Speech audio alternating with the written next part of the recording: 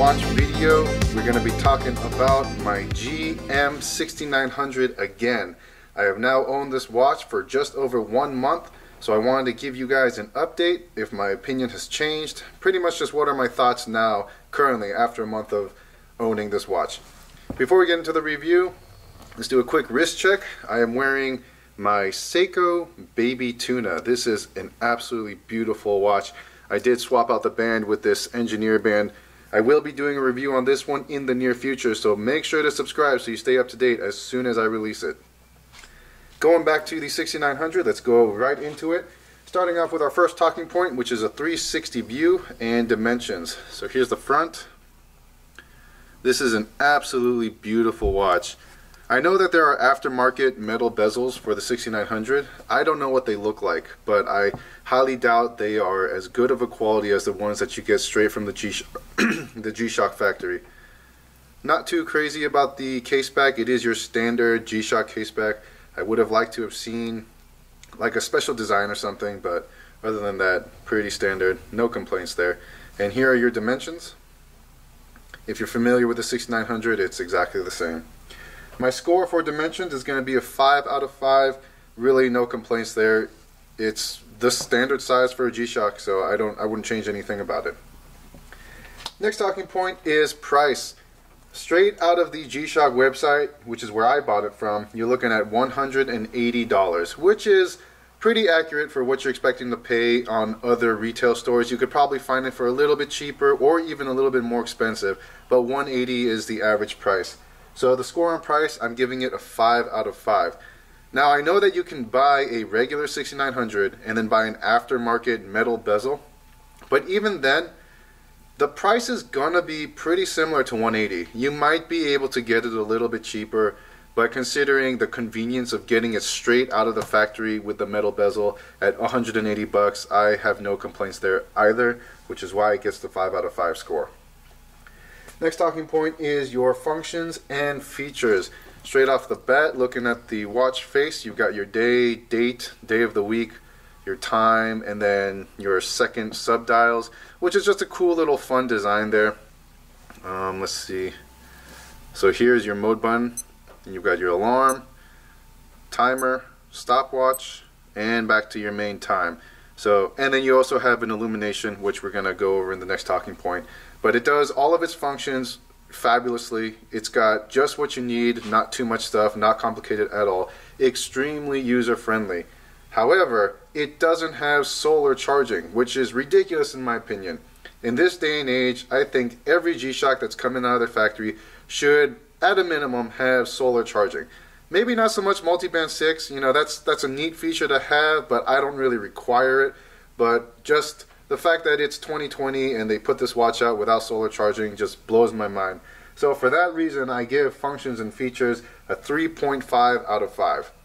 You might think that's a little low, but I mean, the features that it comes with is standard. That's what every G-Shock comes with. So that it shouldn't get any special points for that, but really should get docked a lot of points for not having solar charging. Next talking point is illumination. Let's go ahead and cue in the footage of the illumination.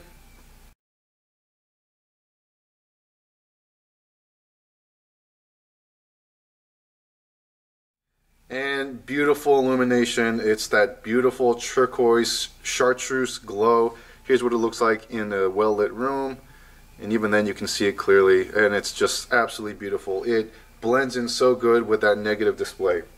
So 5 out of 5 for illumination. Next talking point is visibility. It is no secret that you have a negative display here, but it is fantastic. Now, G-Shock negative displays are normally atrocious. They're absolutely horrible, but I'm able to look past it because I'm such a huge G-Shock fanboy. In this case, though, I don't need to look past anything. It is clear as day. It is a beautiful negative display. The numbers come out clearly. They almost pop out at you. I mean, look, even at an angle, you can still see very clearly the numbers. Let's show you again the different menus. There's no issue seeing those numbers at all. So 5 out of 5 for visibility. Next talking point is the button and crown quality. You've got your metal buttons right here, very easy to get to, very easy to push. So 5 out of 5 for button quality. Next talking point is your band quality and comfort. Let's go ahead and take this time to show you what it looks like on the wrist. Let's put my baby tuna there off to the side. You've got a resin band, which is always a very good quality band from G-Shock. Very comfortable. I would have liked to have seen the dual clasp design. I feel like this single clasp design is just like a 90s style, but you know, in the 21st century they should have upgraded it to the dual clasp. That's my personal preference. As far as the overall performance of the band, it doesn't affect it at all whatsoever. So the band is great. However, I will dock it 1 point to 4 out of 5, just because for me personally, I would have liked that dual clasp band. Next talking point is the X Factor. This is things about it that you can't really grade off of the physical components. This is more like charisma, overall attractiveness. So for the X Factor, I give it a score of 5 out of 5. It is undeniable that everyone loves G-Shock. You could be a millionaire or the poorest guy on the street, but you know the name G-Shock. The fact that you're getting this clean looking watch with the metal bezel, it's going to make anybody smile. And it's going to be so attractive on your wrist. People are going to look at it and be like, hey, what is that? Like, I've seen that before, but that one's got the metal bezel. So that's why I'm giving it an X Factor of 5 out of 5. You know, you might not be a fan of G-Shock, but you still know the name and it's still going to catch your attention. Alright, last talking point is my overall thoughts and should you buy this watch.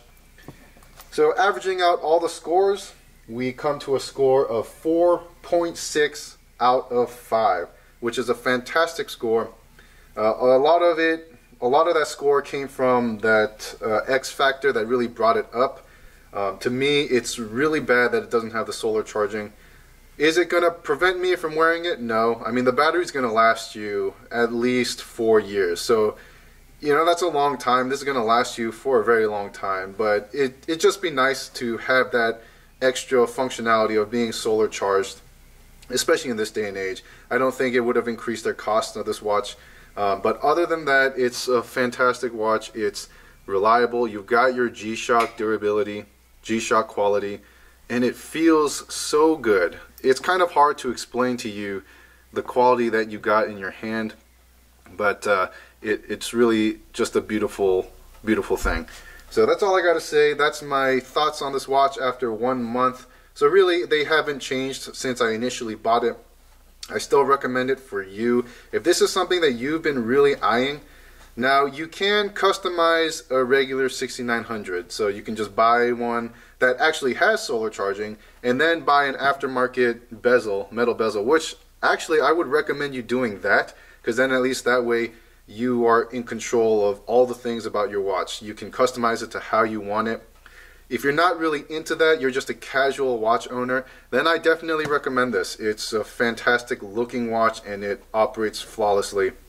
So I'm kind of at a crossroads. If you're a customizer, then I say hold off on it. Buy a regular 6900, buy the one with the display that you like, with the functions that you like, and then buy an aftermarket metal bezel. If you're more casual, you don't really like to mess around with your watches, then yes, 10 out of 10, recommend this watch. That's all I got to say. I hope that this video helps you with your next watch purchase. Thank you for watching and tune in for my next episode. Alright, bye.